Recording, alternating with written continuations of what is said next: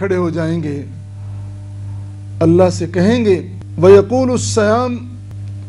اَيْ رَبِّ مَنَعْتُهُ الطَّعَامُ، اے میرے پروردگار، روزہ اللہ کی بارگاہ میں سوال کرے گا، التجا کرے گا، اے میرے پروردگار، اس شخص کو میں نے کھانے پینے سے منع کیا تھا، اس کو بھوک بھی تھی، پیاس بھی تھی، ضرورت بھی تھی، احتیاج بھی تھی، میں محسوس کرتا تھا اس کو بھوک ہے، لیکن پھر بھی میں نے منع کیا تھا تیری رضا کے لیے، تجھے راضی کرنے کے لیے،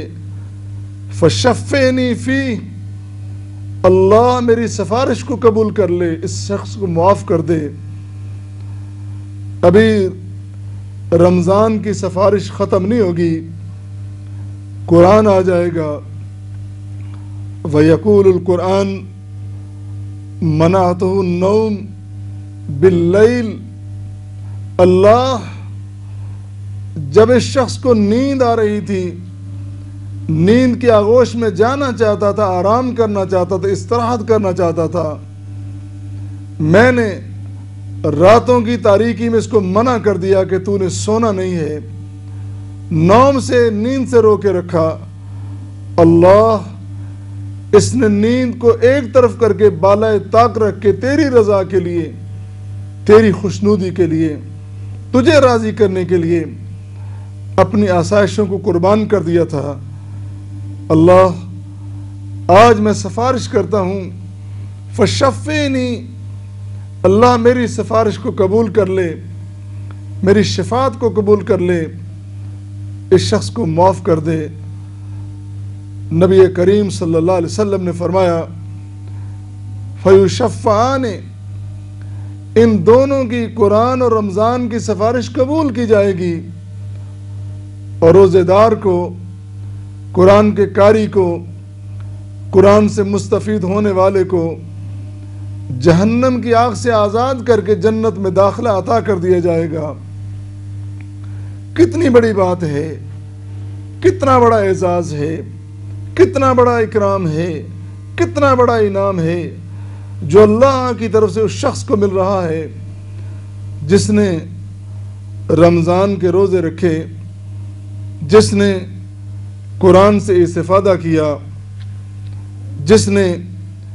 ان دونوں کی مہمان نوازی کی، احترام اور اکرام کیا ہے۔ ناظرین کرام، یہاں پہ ہم مختصر سا وقفہ لیں گے۔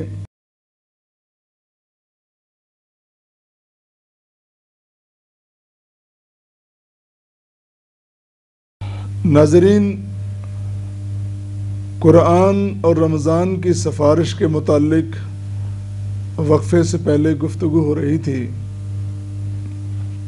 کتنا بڑا اعزاز ہے،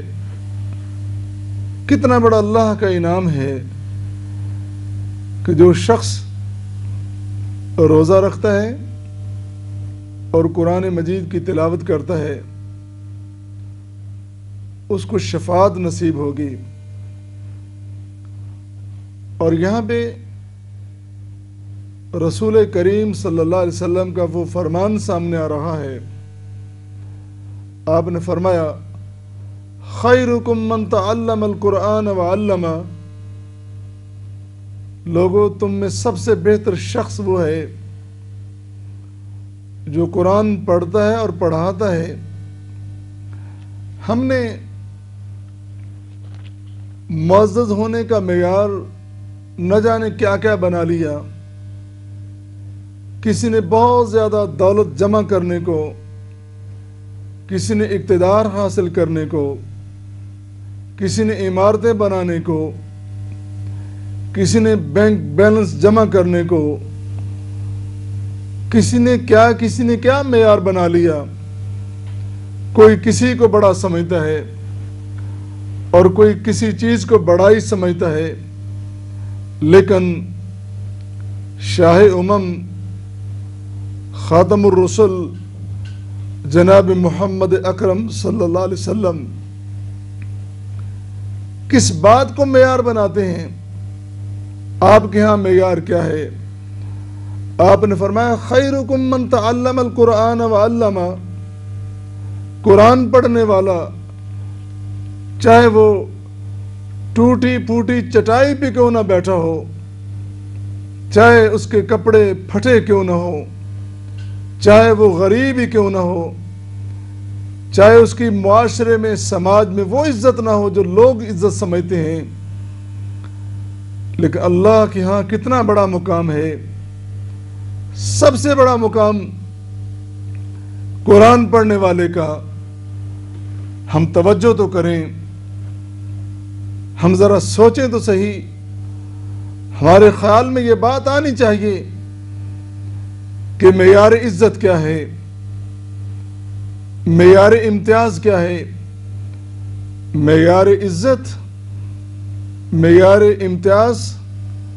قرآن سے تعلق ہے۔ اگر ہمارا تعلق قرآن سے بن گیا، ہم نے اپنی زندگیوں کا اوڑھنا بچھونا قرآنی تعلیمات کو بنا لیا، یقین جانیے کہ ہم کامیاب ہیں۔ اور پھر قرآن پڑھنے والے کے بارے میں حضور اقدس کا ارشاد گرامی فرمایا من قرأ حرفا من کتاب اللہ فلہ بہ حسنۃ والحسنۃ بعشر امثالہا، جس شخص نے اللہ کی کتاب مجید کا ایک حرف پڑھا اس کے لیے نیکی ہے، حسنہ ہے،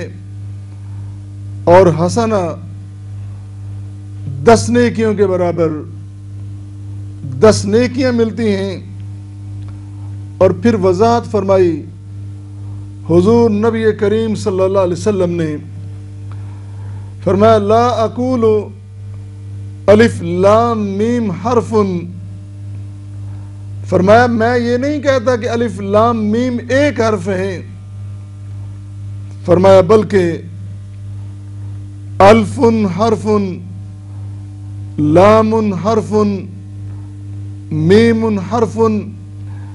الف لام میم میں 3 حروف ہیں،